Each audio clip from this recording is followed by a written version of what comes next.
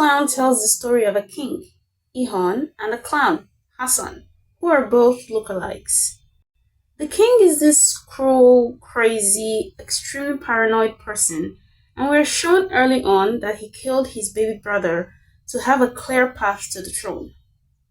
Because of his behavior, his relationship with his wife has deteriorated. Everyone is aware he's a bottom of the barrel leader, but there really isn't anything anyone can do about it, but secretly plan to overthrow him or try to use him for their own agendas, like these two.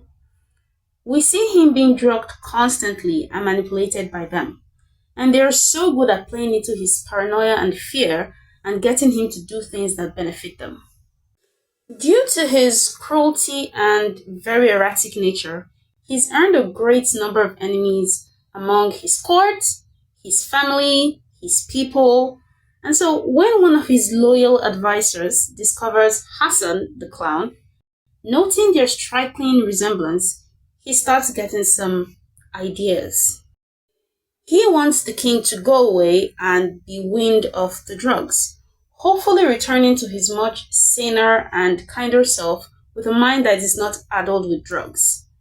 And if any assassination attempt is made on the king during this time, the clown would die in his stead.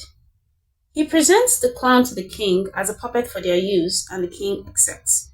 And that's the basic setup for everything. Let me start out by saying that I did like this drama and ultimately enjoyed it. However, my interest in and enjoyment of it diminished by at least 70% after the king character died. I didn't realize how much flavor and complexity and tension he brought to the story until he was gone. Yojingo's performance in this drama is outstanding.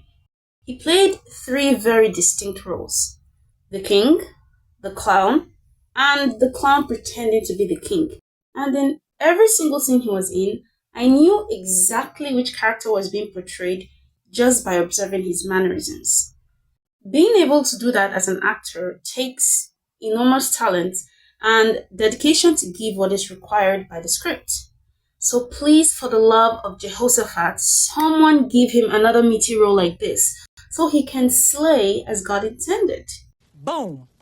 After he was killed, the king character left a deep gaping hole that no one else could fill. Not to mention he had much better chemistry with the queen than the clown did. There was just so much push and pull going on between them. She and the clown were nice together, but that was it. They were just nice.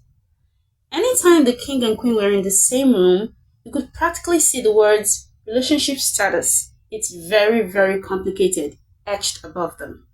Another thing that diminished my enjoyment was the number of episodes left after the king, who is to me by far the most interesting character, died.